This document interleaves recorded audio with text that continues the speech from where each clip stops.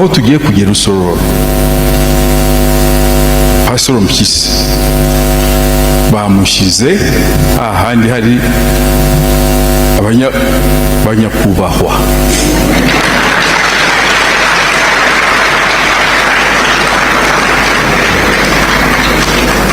ahandi hari ba ministers na members of parliament na Ezra Mpyisi niho leta yemeye kumushyira.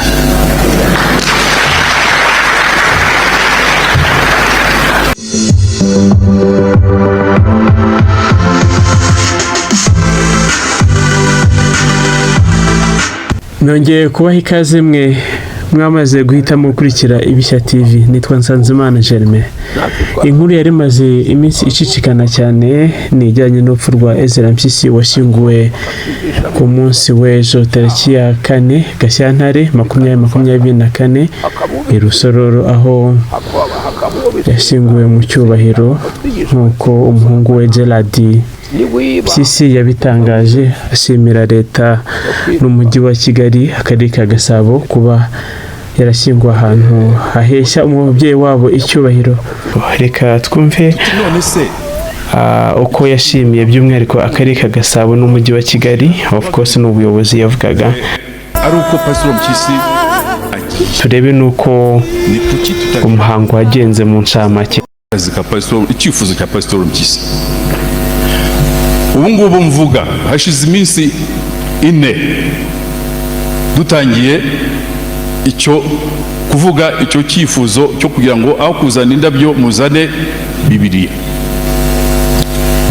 Amafaranga nabonye kuri momo code y'abantu bohereje amafaranga yo kugura Bibiliya uyu munsi yarageze muri miliyoni 9.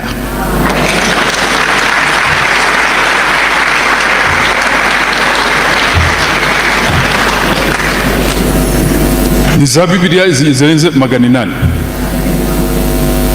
Ntabwo dushidikanye yuko mu minsi 2-3 bizaba zigeze muri Bibiliya 1000. Noneho kubera ukuntu twabonye bimeze, noneho dutangira no kunguka ibindi bitekerezo.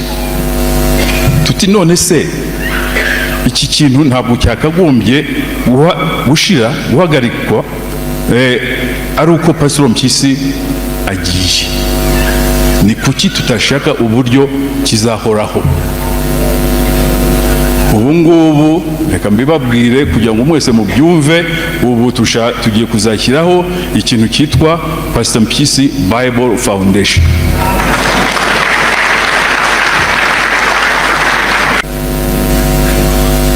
Reka naka nkavuge, ndashaka gushimira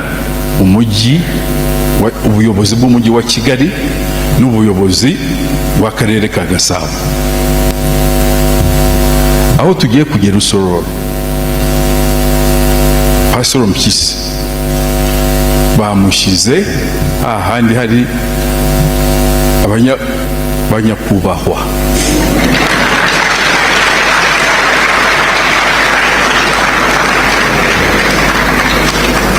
ahandi hari ba ministers na members of parliament na Ezra Mpyisi niho leta yemeye kumushyira.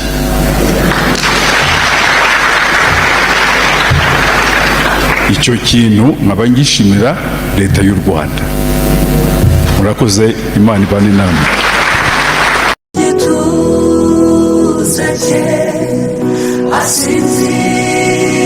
Vugaga ubwiza, ubuzima, amateka ya Ezra Mpyisi. Buri umunsi wa mbere nk'abana be yababwiye yuko Ezra Mpyisi yarari na roba rwaye ava mu bitaro amaze guhembuka yumva ameze neza, ajya muri guest house niho yabaga, ariko ahageze abwira Martin murumuna wanjye niwe bari kumwe, bati hamagara Gerard umubwire aze nona. Yewe numvise iyo telefone nagize ubwoba, murabyumva.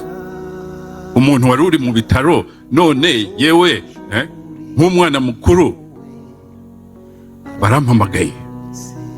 nabajije Martin nimbwiza ukuri nanjye nze niteguye ati oya muze ameze neza. Okay, ndagenda koko nkuko Henry yababwiye, mageze atumiza ikayi n'amakaramu, atangira kumbwira amazina y'abantu nandika. Ati aba bantu bose uriho wandika ndashaka yuko uzabaha Bibiliya. Yarazi ko iminsi ye yarangiye. Amazina amwe bayakuye mu ikayi yari yanditse n'ubundi ariko bari batarazifata. Some of the names we have on this list are names that we picked from the list that Pastor Mpyisi himself had written. Madame Yenzi Charlotte. That's my mother-in-law.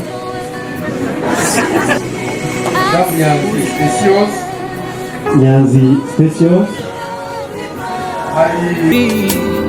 Ganirwa kuzabiteka.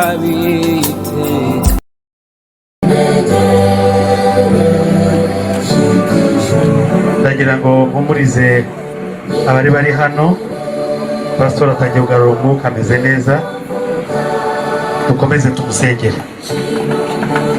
I want to comfort the people who are here that our pastor, Pastor Ruhaya, is back to consciousness and is in hands of doctors. He's heading to the hospital now. Let's keep him in prayers.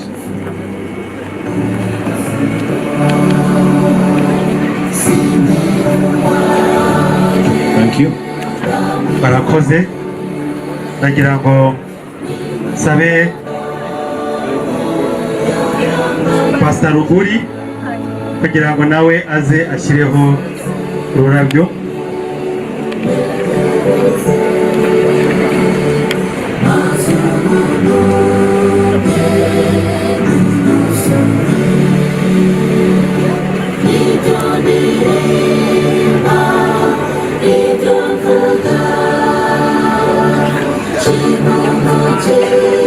Arakurikizwa na Pastor Byiringiro, perezida wa union yacu, nawe aze ashyireho.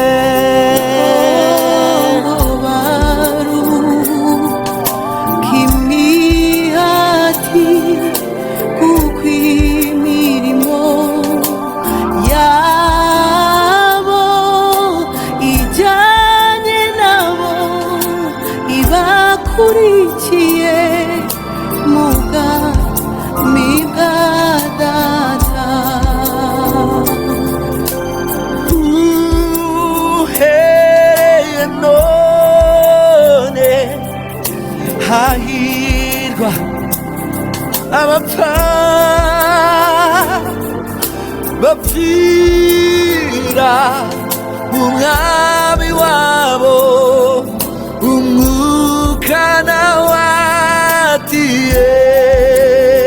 Yewe rupfuwe tudakwishima hejuru tukubaze duti urubori rwawe ruri he, ubwo tuzaba tugeze iwacu. Tuzaba tugeze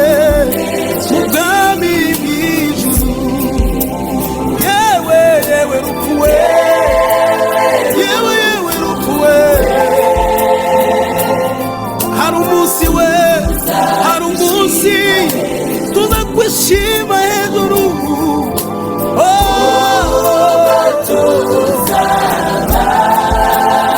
Tuneshirisiwe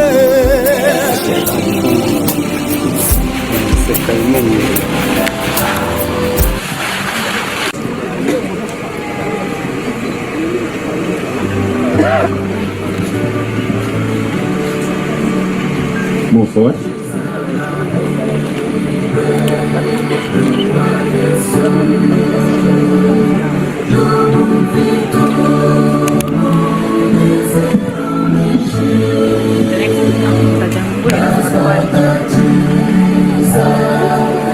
Wait. Vous